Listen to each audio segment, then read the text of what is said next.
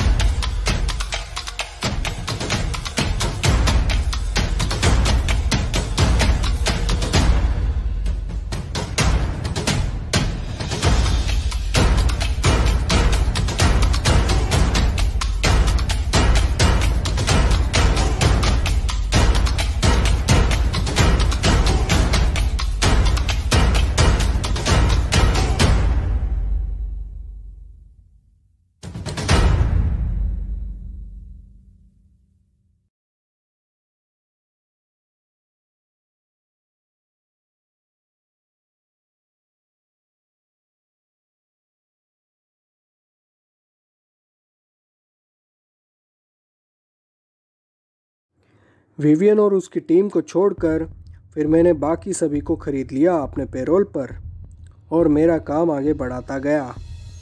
इस चीज़ ने काम किया और मेरा नाम छुपा रहा क्राइम वर्ल्ड में।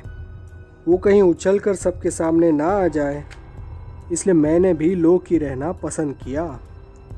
धंधे में मेरा नाम तो हो रहा था, लेकिन मैंने खुद से सामने जाकर मेरे नाम सबके सामने लाने से परहेज़ किया, क्योंकि अगर विवियन की नज़र मुझ पर पड़ती तो वो मेरा खात्मा आसानी से कर सकता था उस वक्त, और ये मैं नहीं चाहता था।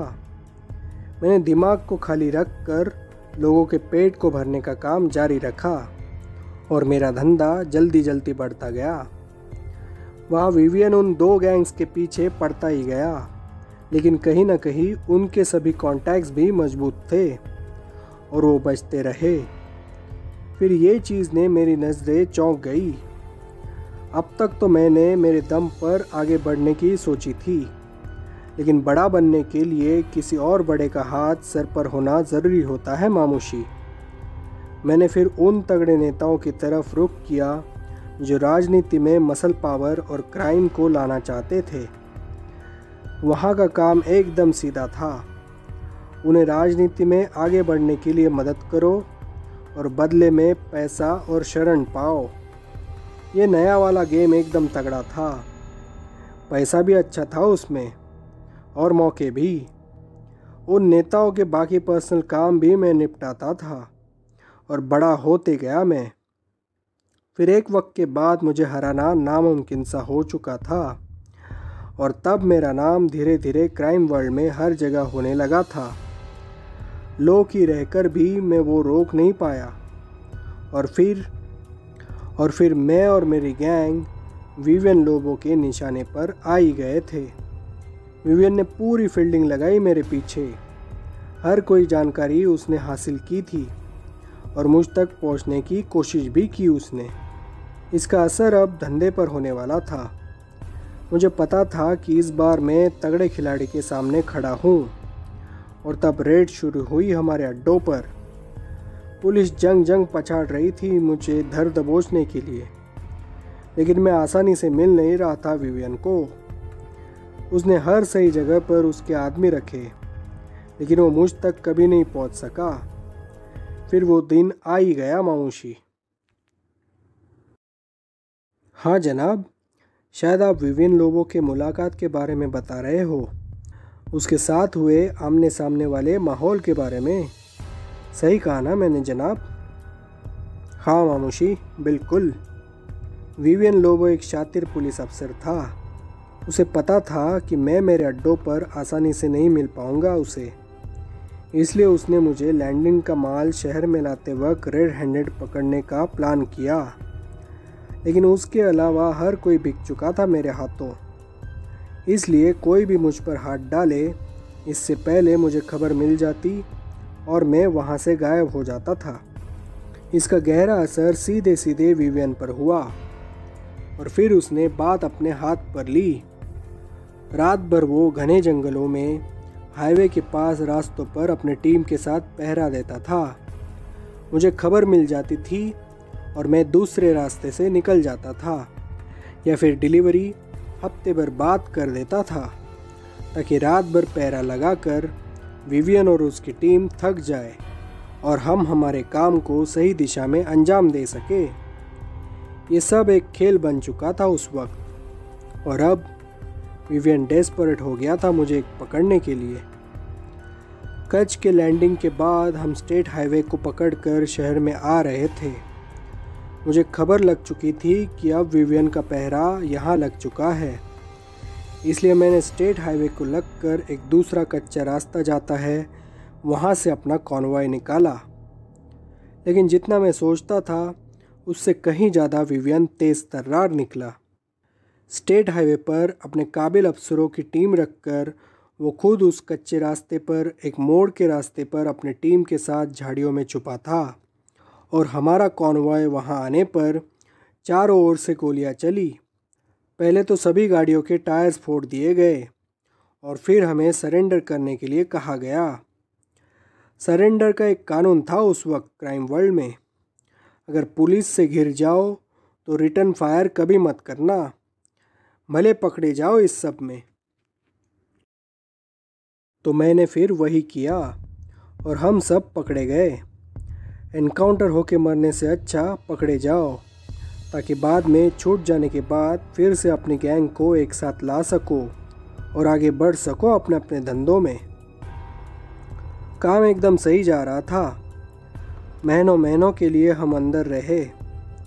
विवियन ने खुद से मेरा कई बार इंट्रोगेशन किया और इसमें हम दोनों की एक अलग ट्यूनिंग बन गई थी। उसने मेरा क्राइम बैकग्राउंड खंगाला। मैं इस दुनिया में पैर रख कर किस वजह से आया वो वजह उसने ढूंढ निकाली। मेरी हर एक बात को उसने ढूंढ के रिकॉर्ड में रख दिया और फिर एक अलग अंदाज से उसने मेरी पूछताछ की। हालांकि मैंने मुंह नहीं खोला, लेकिन अपना जुर्म कबूल कर लिया। विवियन को ये कुछ अलग सा लगा। उसने मुझे अपने साथ हाथ मिलाकर बाकी गैंग को ख़त्म करने के लिए साथ देने के लिए कहा, जो मैंने सोच समझकर कबूल भी कर लिया। विवियन का गेम ये था कि मेरी मदद से उन दो गैंग्स को ख़त्म कर सके। फिर मुझे और मेरी गैंग को निपटाने में उसे कितना वक्त लगता। ये खेल मैं पहचान गया था मामूशी। लेकिन सही खिलाड़ी वही है जो वक्त की सही चाल समझकर उससे हाथ मिला ले। मैंने विवियन से हाथ मिला लिया और एक अलग कनेक्शन बन गया मेरा उसके साथ।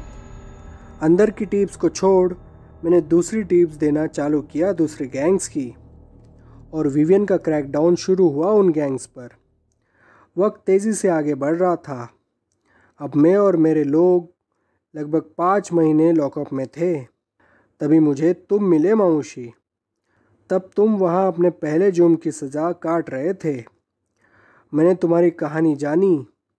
अपने बहन की इज्जत बचाने के लिए कैसे तुम्हें अपने ही सेठ की जान लेनी पड़ी, ये मेरे कानों तक आ चुका था। और तुम्हारा रिस्क लेने का गुर्दा देखकर तुम्हें हमारे गैंग में शामिल भी करवा लिया। उस वक्त तुम भी मजबूर थे मामूशी, और दुनिया की अच्छाइयों से नफ़रत भी करने लगे थे। इसलिए तुमने हमारा हाथ थाम लिया, बुराई को अपना खुदा भी बना लिया और चल पड़े इस क्राइम की दुनिया की तरफ। वहाँ एक और बदलाव हुआ। राजनीतिक उथल पुथल हुई और बबन राव की सरकार जो मजबूती से आगे बढ़ रही थी वो एक ही रात में गिर गई।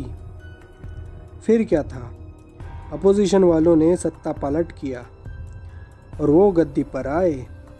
उसका सीधा सीधा असर विवियन के काम पर हुआ मामूशी। अब उसके सिर पर किसी का हाथ नहीं था और ना ही उसके पास उसका पावर बचा। उसका तबादला फिर मध्य प्रदेश के किसी घने जंगलों में हुआ। लेकिन आज भी वो हमारी उस वक्त की आखिरी मुलाकात याद है मुझे। वो मुझे मिलने आया था उस वक्त। तभी उन दिनों हर कोई उसके सामने हंस रहा था उसकी हार पर। क्राइम वर्ल्ड में एक नई जान फूंक दी गई थी इस तबादले की खबर से। हर कोई खुश था। और उस वक्त एक रात विवियन लोबो पता नहीं क्यों मुझे मेरे सेल में मिलने आया। मेरे साथ मेरे सामने बहुत देर तक बैठा। मैं खामोश था और सिर्फ उसकी आंखों में देख रहा था। वो भी मेरी आंखों में कुछ बात ढूंढ रहा था। तभी उसने मुझसे एक सवाल किया कि तुम खुश क्यों नहीं हुए मेरे तबादले की बात सुनकर। तब मैंने हल्का सा मुस्कुराया और उसे कहा, ये भी क्या बात है साहब जी। एक आप ही तो थे जो इस शहर की गंदगी को साफ कर रहे थे। कोई तो था जिसे देखकर हम जैसे जल्लाद भी फ़क्र महसूस कर रहे थे कि इस शहर में पुलिस का काम कोई तो इतनी ईमानदारी से कर रहा है। फिर ये खुशी किस बात की आपके यहाँ से जाने की।